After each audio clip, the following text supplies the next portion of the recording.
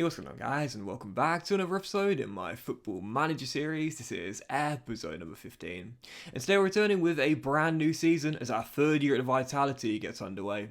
Today we'll see the first game of the Premier League season home to Newcastle, a look at pre-season, the European Championships, the Copa America, and of course the much-loved transfer special as well. Let's get to that first. Oh, and what a summer window! Unbelievable stuff happened in this window, and I can't wait to share it with you. But of course, we'll begin with the departures. We'll go back to the last season, because obviously, for some reason, certain deals will show up at the end of last season, even though they are part of the new season. So we'll begin with the loan deal where Dango Ouattara is going to go out to Sheffield United on loan. Obviously won him the game away at Spurs last weekend. He's a heck of a young player. He's only 22 years old, but he's just not getting the game time. He needs to play. He needs to play. I'm stunting his development, so I put him on the loan list. The Blades recently relegated, put in an offer, and they're paying all of his wages and also a monthly fee as well. So that's nice to see as he's going out on loan to Bramall Lane for a year. And you'll see it there. Guillermo Ochoa has gone back to Mexico. One and done for Ochoa, just like Nato, but what a year he had with us. Yeah, so just to let you guys know, last January, Ochoa wanted to go back to Mexico. I said, no, I can't lose you, but if you want to go at the end of the season, I won't stand in your way. We had a bid from, I think it was Chivas or Cruz Azul, major rivals of America, where he's a club legend, and I was like, I can't let that happen. So I offered him out. America put the bid in 1.4 mil, and really it was the only place I was willing to sell him. Ochoa, thanks for your service, and now gone back to Mexico. One and done for Guillermo. What a year it was. So in terms of departures in this window as well,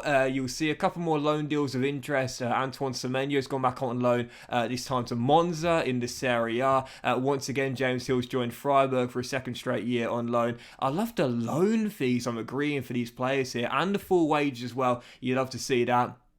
As you know, Ryan Fredericks left to Celtic on a free transfer, so 2 years of the Vitality, and now he's gone to Celtic Park. But the only real big transfer, if you will, as Dembele left on a permanent deal to Blackburn for £3 million, is Philip Billing. Yes, Philip Billing in the final year of his contract. I did ask him, I said, are you sure you don't want to stay for another year? He said no, so I said, fair enough, going to cash in now then, and sent him to Russia. He's joined Krasnodar for 7.5 mil. Several years out of Vitality, now he's gone to Russia. So in terms of departures, raised a bit of money, most in loan fees, I must say, but the most important thing is we didn't sell really any of our best starting players. Other than Guillermo Ochoa, we've kept the core here. So, in terms of new signings, I've got to say it was a window of bargains, and I can't wait to reveal you them one by one. Let's crack on. So, first signing is an 18-year-old goalkeeper released by Manchester United. I promise they get more exciting after this, but yeah, released by the Red Devils after they snapped him up from Stevenage as a schoolboy,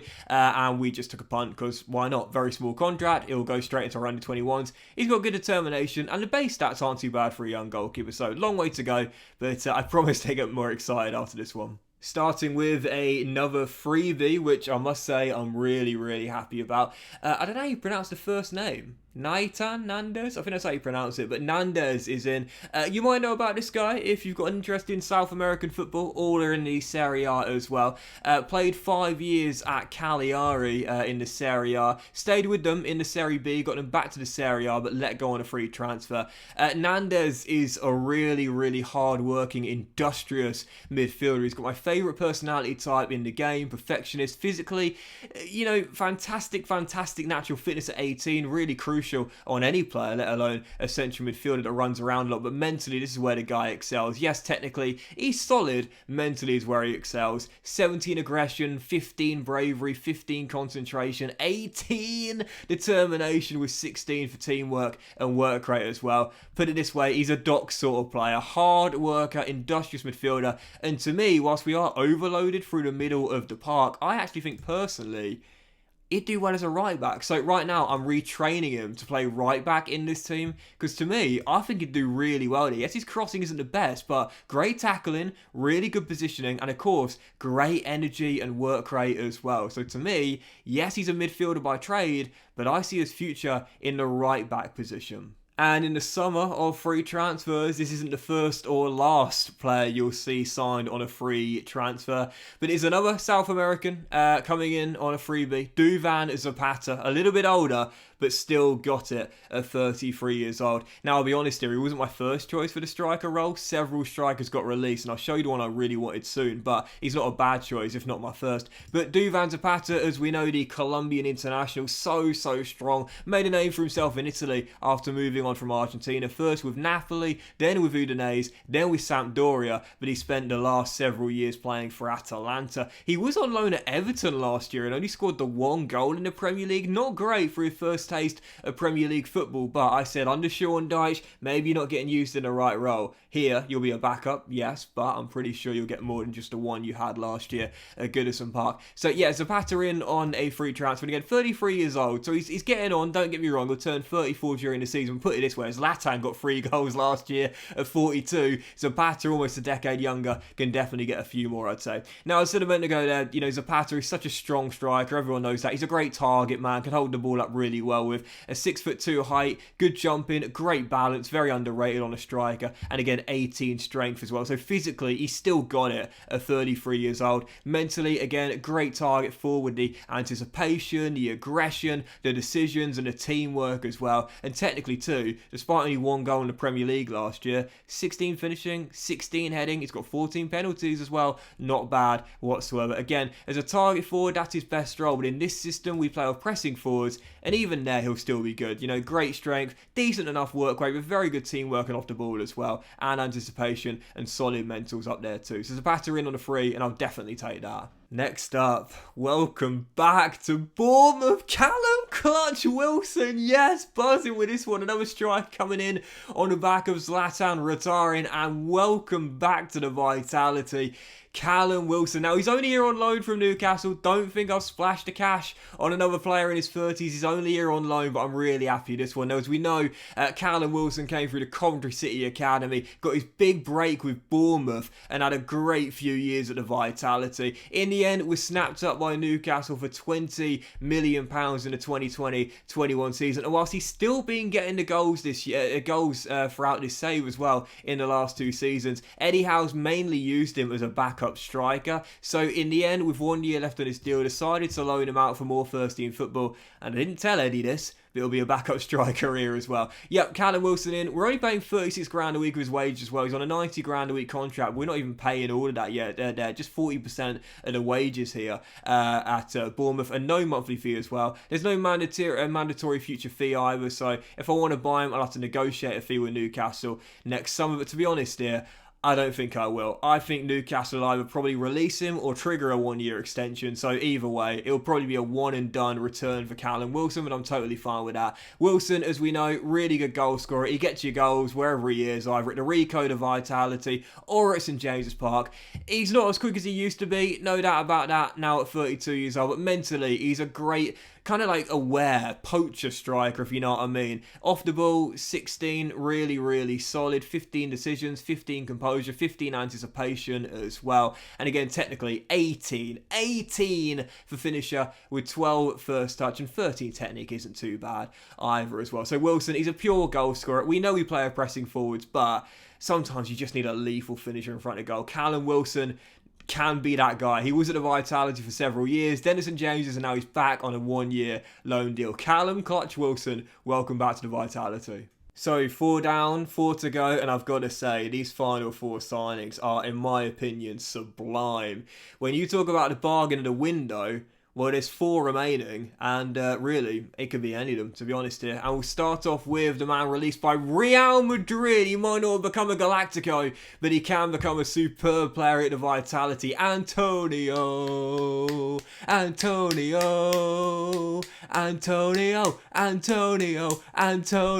Yep, you know it is.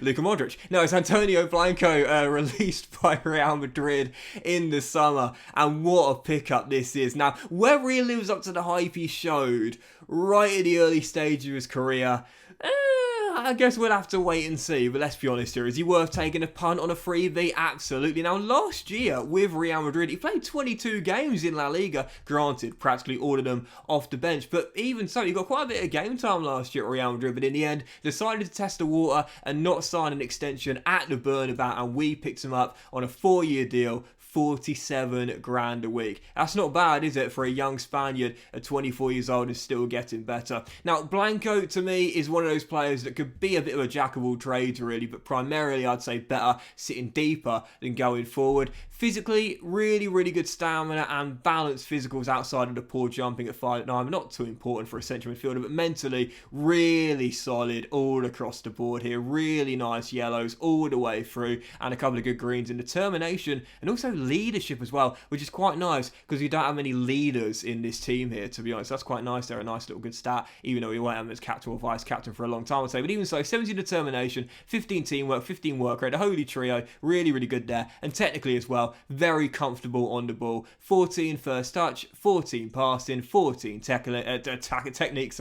and he's not bad defensively with 13 marking and 13 tackling, and again, 15 positioning as well. Really solid CM. To me, I see him more as a deep line playmaker or possibly a box-to-box. Whilst the finishing isn't the best, he's very, very capable. No doubt about that, with good energy as well. Antonio Blanco in on a free transfer.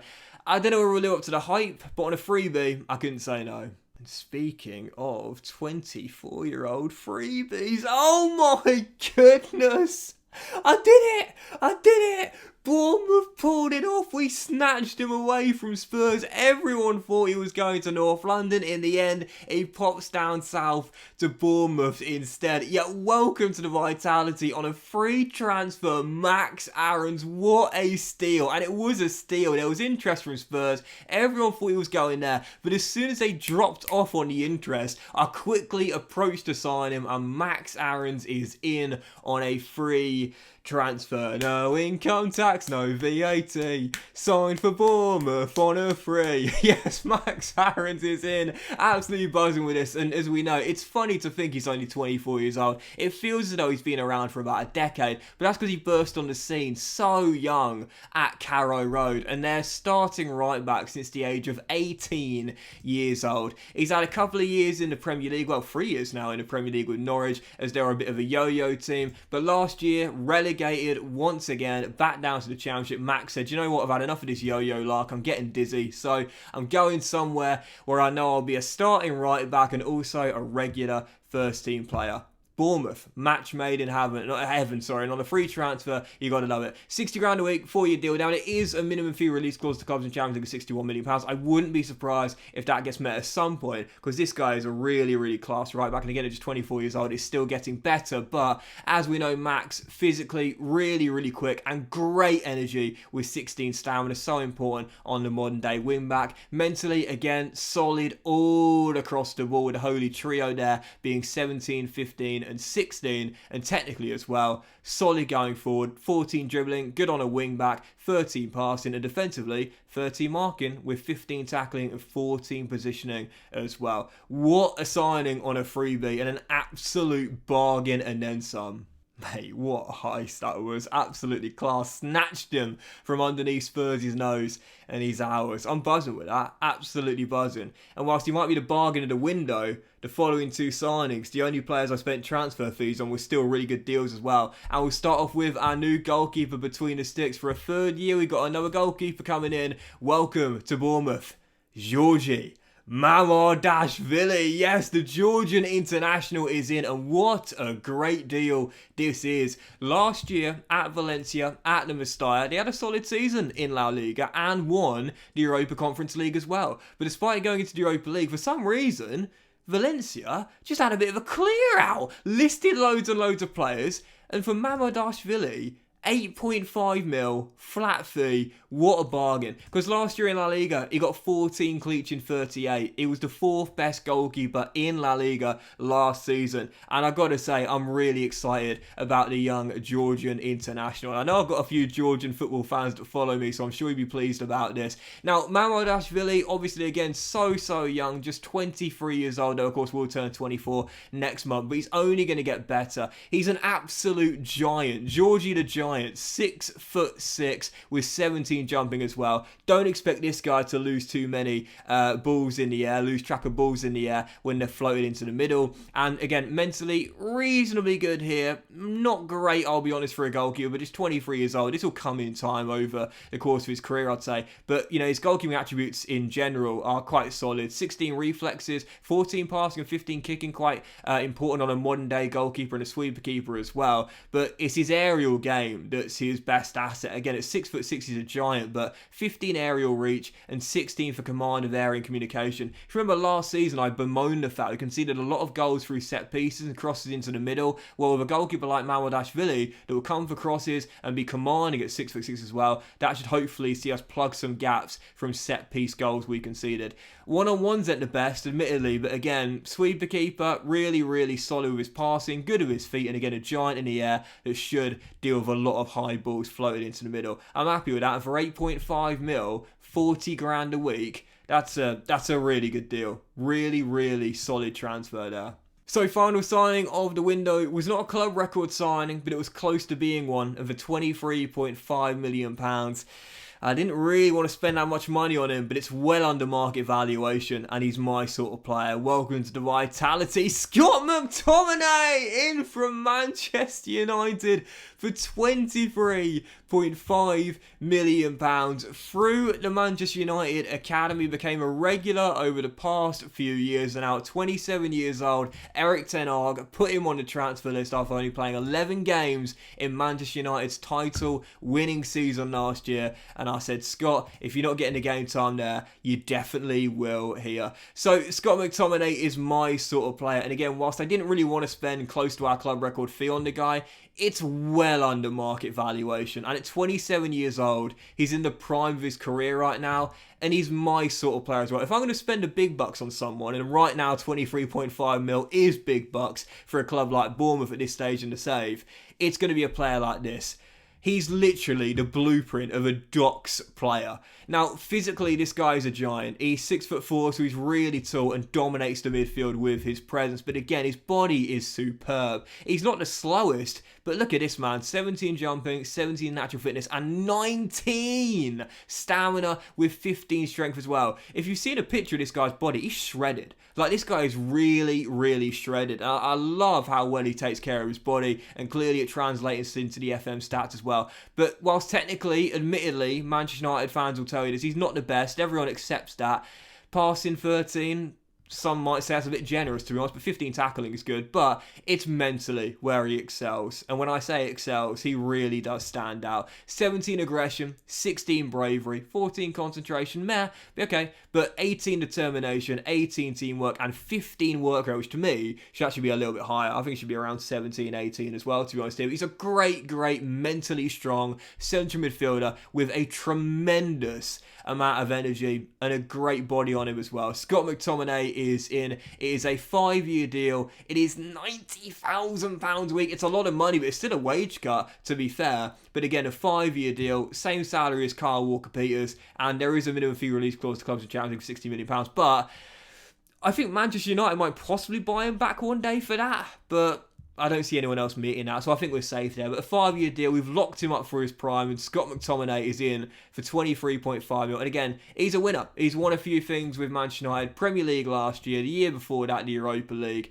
and he's also won, I thought he won the FA Cup before that. Okay, well maybe he didn't. He probably wasn't in the squad back then. But even so, he's won the Europa League and the Premier League as well. And now he's won a big payday at Bournemouth. But he definitely deserves it. My sort of player. Welcome to the Vitality. Scott McTominay. And also as well, I have released a player. If you don't follow me on Twitter, @Docklanders, you would have missed this, but I love the meme. I had to do it. Joe Rothwell has finally gone. Oh my God, my biggest regret is not tearing his contract up the minute I arrived, because it would have saved me so much money and so many headaches. Yes, Joe Rothwell, released on a free transfer.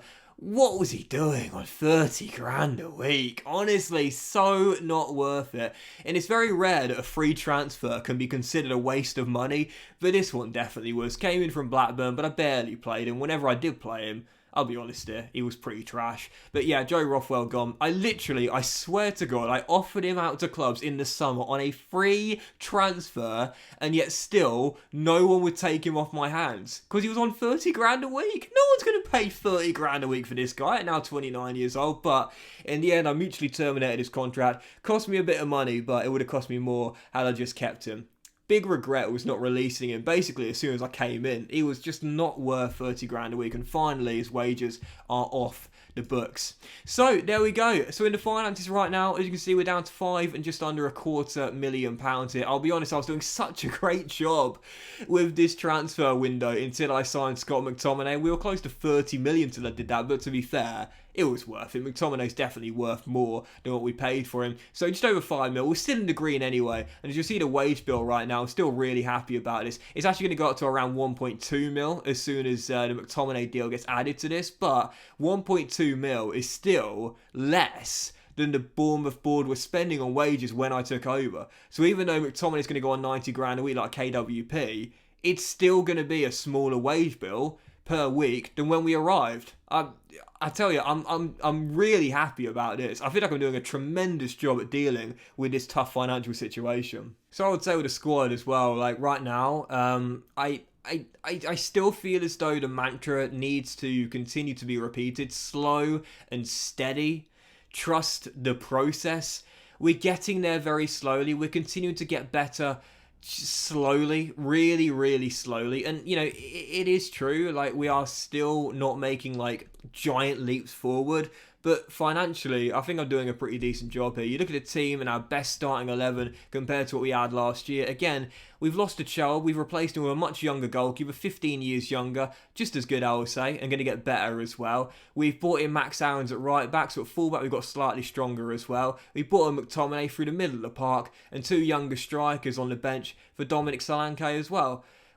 Like, don't get me wrong, we're not like making major improvements season after season. We're going better. We're getting better slowly, and that's the most important thing. There's still a long way to go, don't get me wrong, but slowly and surely we're reducing the amount of weaknesses, adding to the strengths, and adding to the quality as well. Trust the process, slow and steady. Repeat those mantras. Long way to go, but we're making progress. As for the dynamics section, this is probably my favourite part of the game. As you can see right now, it's all green. It's all green here. You love to see this. No player issues whatsoever, though there was one, and I'll discuss that in just a moment's time. But now the hierarchy looks like this, with Ochoa going and Ibra retiring. We've got 2 new team leaders, Solanke, Kelly, and Lerma. To me, that's probably right, I would say. Lewis Cook's the vice-captain, but of course, right now, is more of a bench player than a starter. And as for the social group, 4 splits here, but this happens at the start of every single season. When you make big changes, players leave, players join, it takes a while for them all to gel, but over the course of a season they will. So it's 4 right now, but don't be too concerned about this. During the season, they'll all go in the main WhatsApp group, as I call it.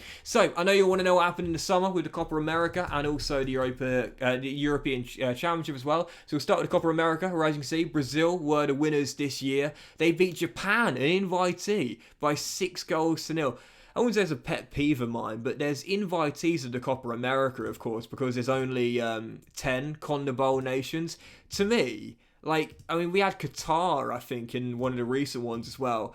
Now listen, I'm not South American, so I guess I shouldn't really comment on this, but to me, I feel as though if you're going to invite nations in, invite nations that are in Central America. Why not Honduras? Why not Guatemala? In fact, they're even in there, Guatemala and Honduras. They might be. No, they're not. But why not Guatemala?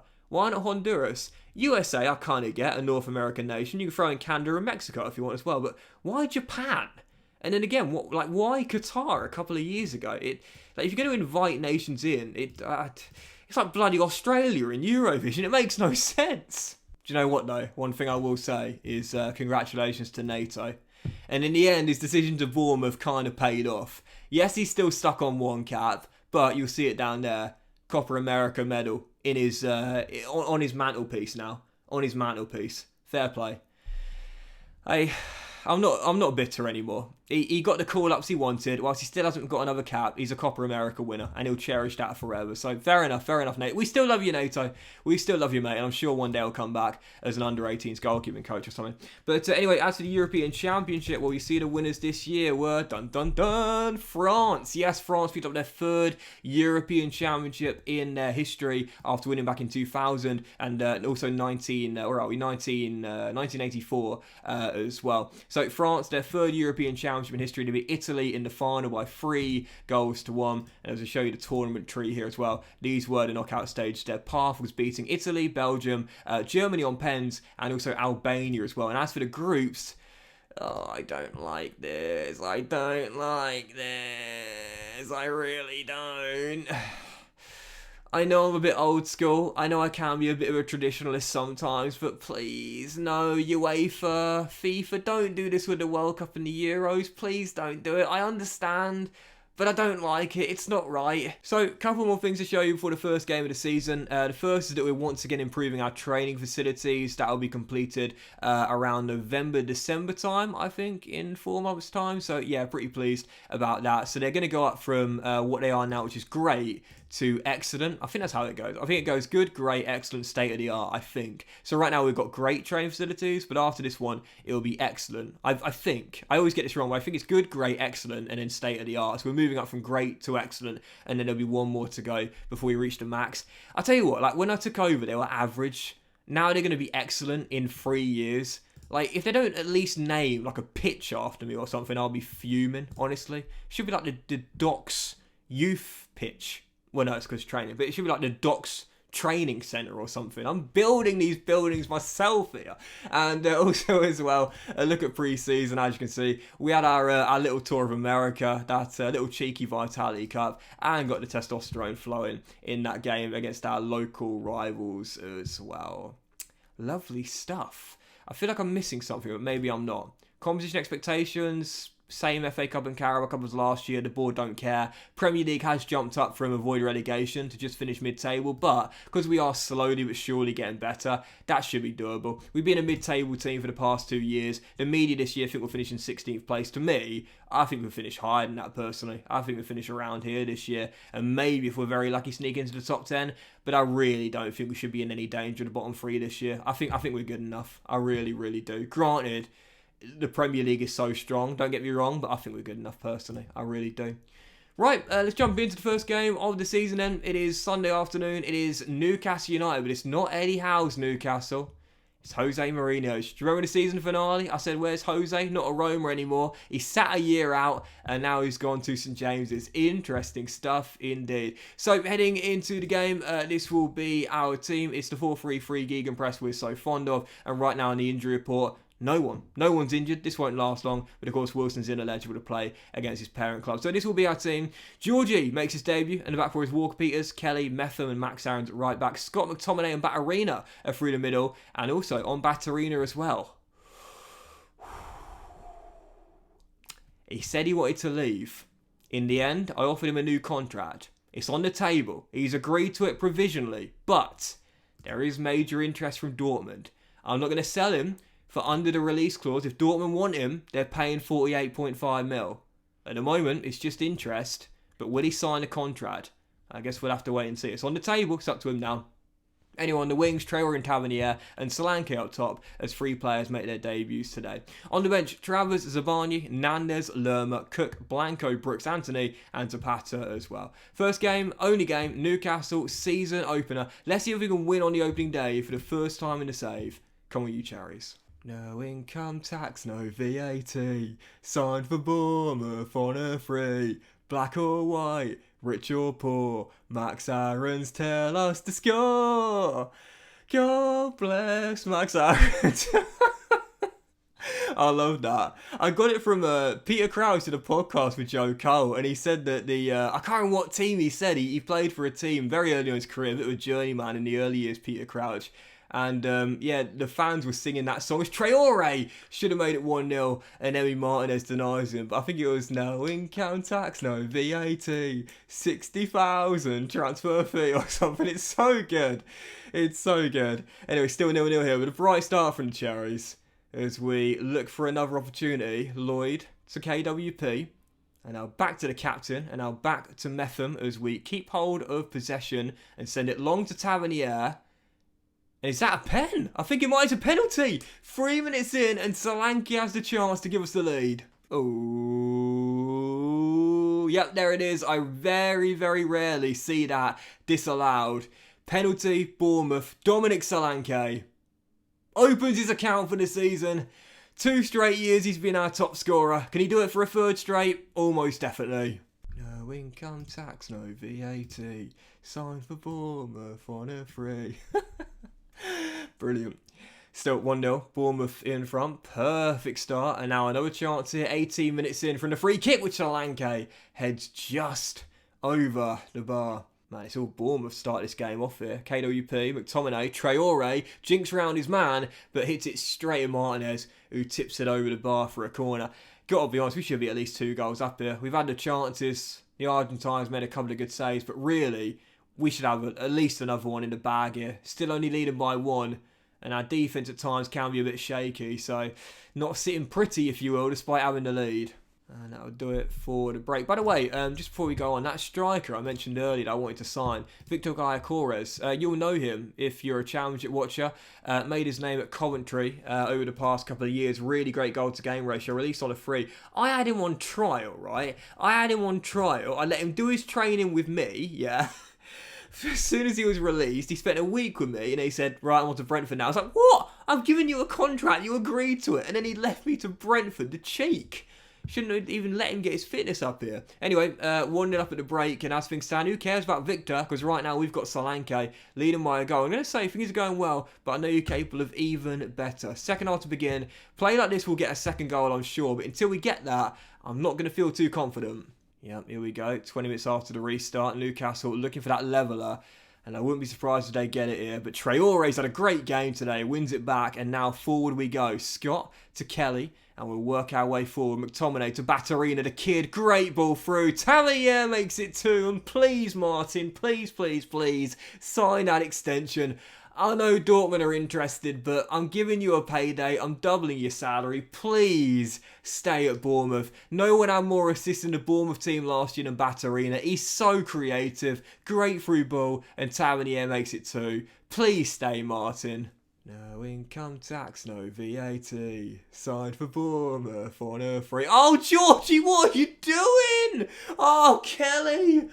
Captain bails the keeper out. Almost just bottled his clean sheet. Where was he going? Where are you going? Give that guy a map. In the words of Chris Smoove. Georgie, what was that? Blimey, what was I saying earlier? He'll command his area. He's a giant. That was embarrassing. The giant went walkies. Thank God for that. Still leading by 2-0. Newcastle buoyed by that chance there. Ball clear off the line and looking for a late rally. Otamendi, Alexander Isak. They've got the chance. The Swede with a goal. It's 2-1. Going to burn the clock here. We've got 2 more stoppages left. So what I'll do is I'll bring on Zabarnyi for Metham, who's quite tired out there. That'll be my first of the 3 subs. And I like to do this to burn the clock. And Zapata for Solanke. Physical presence up top. And that should do it there. Georgie, my goodness. Not a solid debut from the Georgian, but one from McTominay that was really, really good. And Max Aaron's weren't too bad either. 2-1 the final score. And for the first time in a save, the Cherries win on the opening day. Oh, blimey. But that was not very convincing goalkeeping, was it? Even so, we'll take it. 2-1 the final score and a win on the opening day over Jose Mourinho in his first game in charge of Newcastle. Welcome back to English football, Jose. Welcome back. God, I am so sick of these bloody clauses. Right, guys, that'll do it for today's episode. So big thank you for watching. Really hope you have enjoyed the season finale. If you have, then please do drop a like. Much love to you all. Have a fantastic day. And I'll see you for the next episode of the FM series. We'll return with games against. Let's play through the rest of the summer. And we'll come back with either maybe West Ham and Liverpool. Not a bad little double-header there. Yeah, let's do that. West Ham and Liverpool in the next 2. Have a great day, guys. Much love, and I'll see you for the next episode of the Football Manager series very soon.